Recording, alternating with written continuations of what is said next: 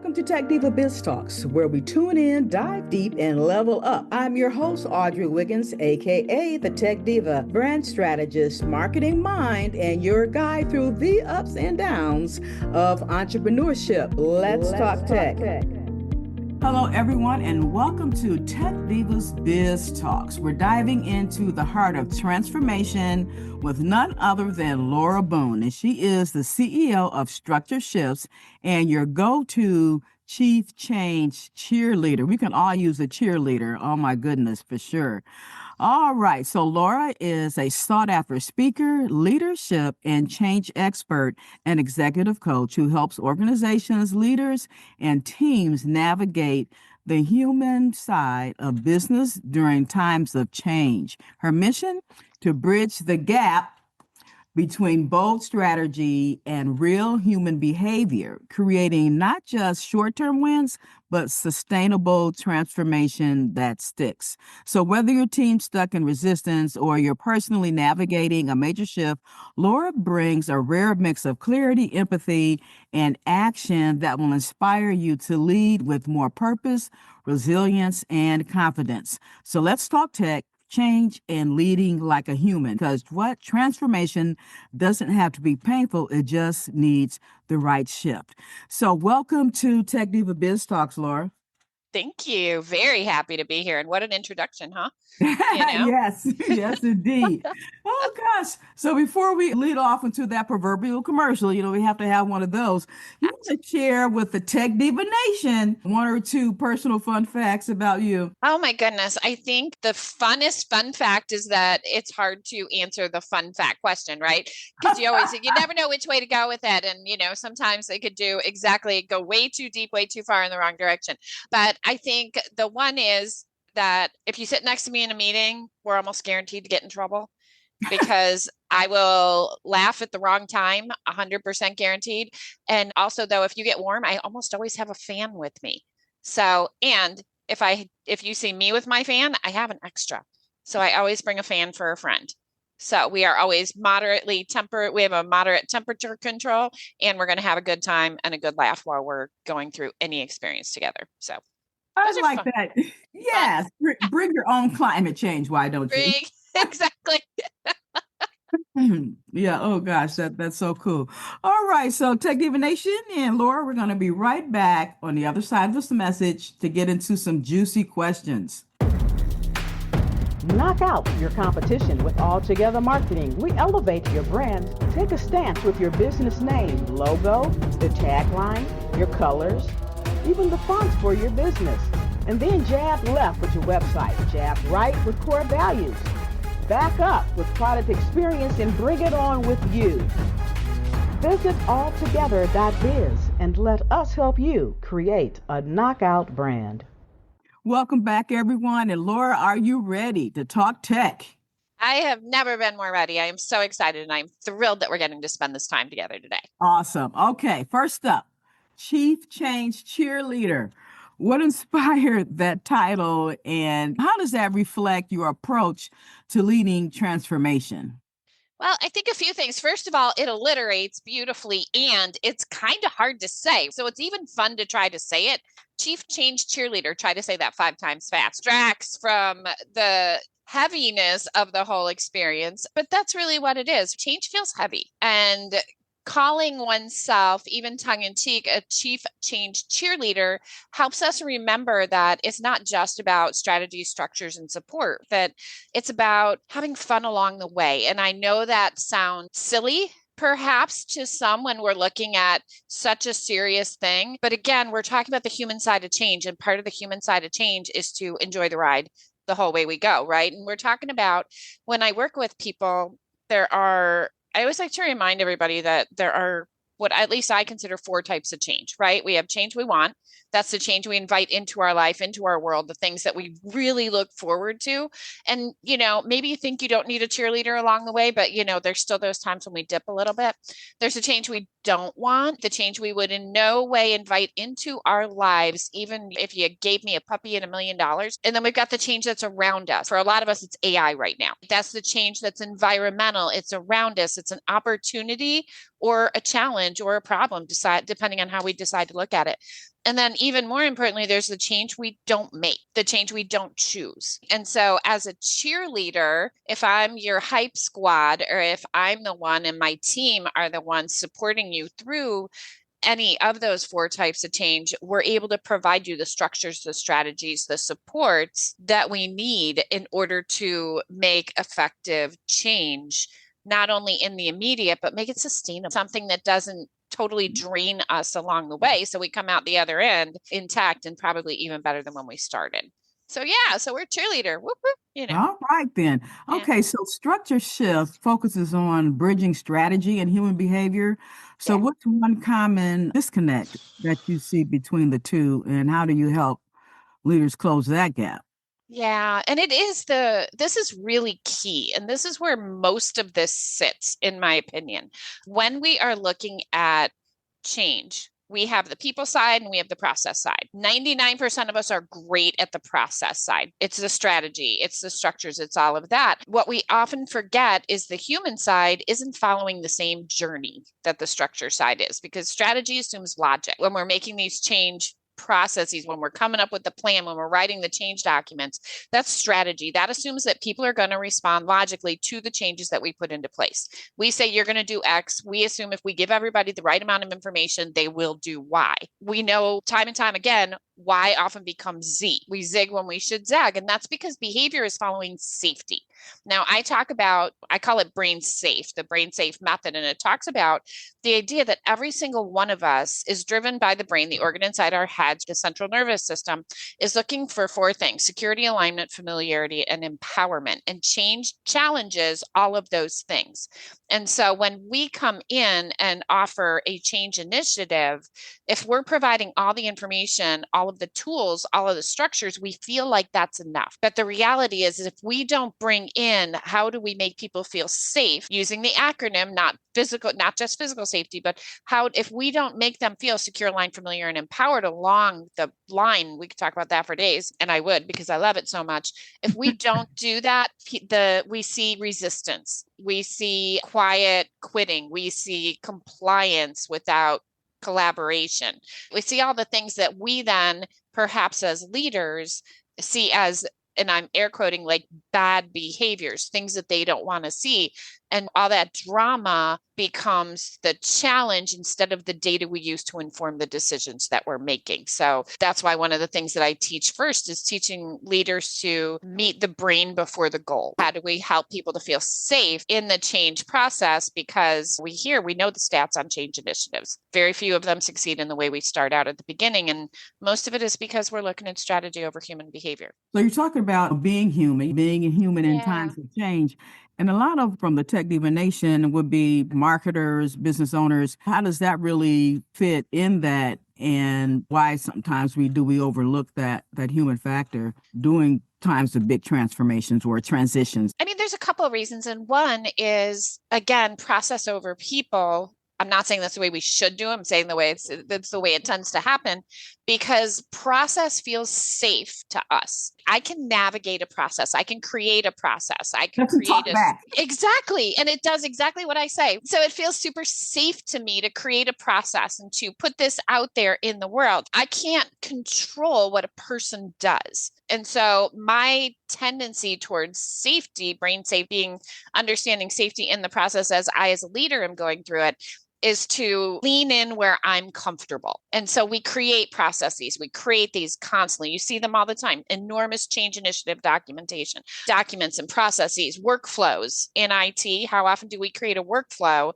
that we 100% know works and then nobody uses it? What we really want to do and what's beneficial is to really look at the people first. And it sometimes takes a little bit longer. It takes an extra meeting, an extra minute, because what we do right now is we often prioritize speed over the safety needs of the people who are experiencing the change. Additionally, we're professionals and we don't do feelings in the workplace. I always talk about drama is data and feelings need frameworks. So if we're ignoring or if we're choosing to not acknowledge the feelings that are going on, we're missing out on a lot of data and a lot of opportunity to create successful frameworks that are going to lead us to long-term success. Because at the end of the day, I mean, if you look at the change management models, change is personal, even when it's organizational. Every single person in the change process is experiencing change through their own journey, through their own lens, whether you're the CTO, whether you're, no matter who you are, you're experiencing change as an individual human. And the greatest thing about that is one of the models that I teach, it shows how to understand the predictable nature of group change and then how to address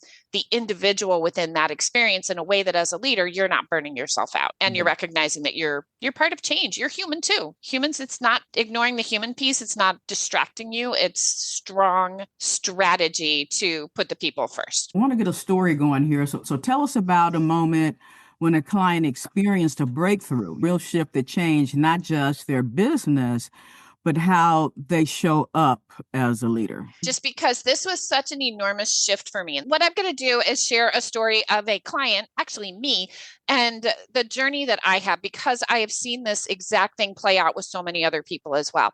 It was about 15 years ago, and it was my first big change initiative. I was managing a tech integration project for a organization out back when I lived in Ohio, actually. And I was positive that I had this nailed. I had every single process in place. I had the communication strategy down pat.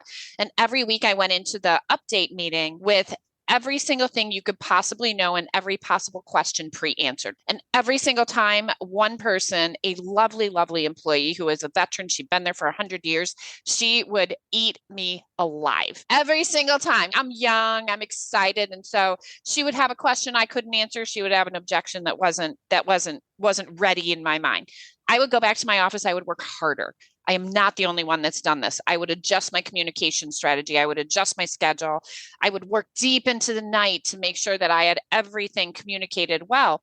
And this cycle repeated for months until the point where I was like getting hives going into the meeting. One day she comes into my office after the meeting and she literally walks in, and I could tell this, 100 times. And every time people are like, yep, I got one just like her. She comes into my office, closes the door, sits down, and she says to me, little girl, I know your job is to make this change happen. But what I'm going to tell you is it is going to happen in my office over my dead body. Oh. And I kid you not. She beautifully got up with the more dignity than I've ever seen in my life, walks out of my office, closes the door gently, and just leaves me there like, okay, what am I going to do? And so the reason I tell this as the most inspiring story that I've ever experienced or heard is because what I did, and it could have been in a movie, I looked up like, oh my gosh, what am I going to do? And on the wall, I had a sign that said, the only person that likes change is a baby with a wet diaper. Right? It's Mark Twain that said this. It had been on the wall in my office for a year. I had purposely put it there, and yet I hadn't been paying attention to it. Right next to it, underneath it actually, was a copy of the Rogers Diffusions of Innovation curve. And this is a change curve that is the predictable path that groups experience as they navigate a change. I had been ignoring the two most important things that I needed to know. First, people don't like change unless you're a baby with a wet diaper. And second, there is a predictable process that you are going to see any organization go through as they're navigating change. And the biggest component to recognize is that each group is comprised of individuals, and how you navigate the individual change is what leads to or defines if the group change is going to be a success. So that change, to get to the point of all of this, that change just landed so hard for me in that moment that if they put it in a movie, it would be like the sweeping music in the background where you're like, whoa, because it really landed hard for me. So what I did then was really looked at, okay, who is this person? I'm going to call her Mary. Who is Mary? Where is she on the change curve? What do I need to do to support her? And how do we make sure that we're including the humans in the process? Because Mary, she could have and was very successfully taking my change initiative down. She could have blown it up. She's a 30-year veteran employee. Like, I'm new coming in, telling people things are going to change. It could have gone very badly. I invited Mary in to be a consultant on the project. Bring her in, canary in the coal mine. And that was one example of how recognizing the human in the change is what led to successful implementation, adoption. And I could have sent a million emails. Audrey, and they would have never been read. But man, right. So making your enemy your friend. absolutely. And the lesson that came to that for me through that experience, through all of it, has changed the way I've done business for 15 years now. And I take that Mary story, that attitude, that everything into every change that I support organizations make. And we see it every single time when we bring the humans in, when we recognize that change happens in a predictable pattern for groups, that individuals navigate change in their own way. And when we adopt processes that recognize their needs, every single time we have success. Every time we don't have the success that we see, guaranteed. So that really outlines for us that change can be also exhausting. And it's going back, and it's not about people pleasing. It's about, okay, so how can we include everybody in this process so they're comfortable getting out of their comfort zone. They're comfortable being uncomfortable. I love that. Being comfortable being uncomfortable. Yes. I really appreciate that, because we do as business owners or even employees, we're given edicts, change comes, even if it's like you said, the IT stuff, things change. And I've been in organizations where as society was changing, or the way businesses operated changed. When first you had the word processors, then you had the big mass 11 computer systems that came in, and all of that was exciting, but there was a lot of work behind that. So you always would have your eager beavers. I was one of those, always ready, excited for what's coming next. And it was just interesting as I look backwards over the years, how things have shifted in areas of technology, but bringing we're talking about that human factor and bringing that human side to this as your structure shifts, okay, to bring the name of your business into the conversation. I think that we really need to think about that, and think about also, so there's the change agents, and then there's agents of change. It's like walking. It's like, I want to learn how to walk, but I don't want to fall. I don't want to fall. Don't let me fall. Yes. Okay. Which is why we have structured supports that go into the process. We don't just let kiddos walk off of a whatever. You know what I mean? Right. Oh my goodness. When you were talking about navigating change and you were an early adopter, you were diving into, you're ready to make change. And we see that as such a good thing. And it is, except for the early adopters, if people are coming in with these great ideas, they're the disruptors, right? They're coming in and disrupting an already established position or system, and ships don't turn as quickly as boats do. And so there are different ways. And one of the things that I talk about that I really enjoy sharing is the different ways that we help people in each stage of the natural change progression. You got the Rogers adoption curve. You've got your early adopter. You've got your innovators, your early adopters, your late adopters, and your laggards. Each of them benefit from being navigated. I'm going to say managed, and I wouldn't use that word, but being managed in a different way. And it's really the biggest challenge I think that I see leaders face is that they try to reach everybody the same way. I have to meet with every single member of my team to talk about this change, and I'm exhausted. I can't do it. Well, here's the reality. No, you don't. Not everybody needs that or wants it. You've got your early adopters. You've got your laggards. Those are the people. They're the outliers. If you look at any standardized bell curve, they're the laggards. They're the one, and the early adopters, they're the ones that need the individual support more than anybody else. The ones in the middle, your early adopters and your late adopters, they typically need information. They need the resources, they need access, and they might need a little bit of support. But if you're going to try to give one-to-one support in the way that you think everybody needs and decide for them, as a leader, you can't do that. You can't scale yourself to that degree, and you're going to burn yourself out. And if you burn yourself out as a leader, you're no good to anybody. And that's a whole conversation that in itself, when I have that, I see so many leaders let themselves off the hook. They're finally like, oh my gosh, I never thought of it that way. And thank goodness, because I'm killing myself over here trying to help everybody. And we take a step back and we look at the team. Who on your team, what stage are they in? Okay, what kind of support does that person need? You probably don't need to meet one-to-one with Susan. Like, Susan's in, she's bought in. She just needs a little bit of information on how to use the new form. She's not arguing with you about it. And she doesn't even want to meet with you. Just let me go and do my thing. Do my job. Exactly. I'll come to you if I have a question. Exactly, right? And, you're chasing this one person to do a one-to-one who doesn't want it. And so the energy that we as leaders put into serving in the way that we think people need to be supported, when they don't, it happens. The heart is always in the right place. Did you know 99% of people check their email every day, up to 20 times a day? It's the first thing people do online, even before looking at social media or other news. But viewers retain only 10% of what they read. Adding video to your email, the retention skyrockets to 95%. Video plus email equals success. It's time. The future of email is here. Goodbye, email. Hello, video email. Ready to ride the wave? Visit altogether.podfusion.com. Well, Laura, this has been a fantastic conversation today. So if there is someone listening today and they're struggling with change or just being stuck and unsure of their next step. So what's the very first thing that you suggest that they do? First thing I suggest that they do is breathe. That sounds silly. It is also the 100% truth.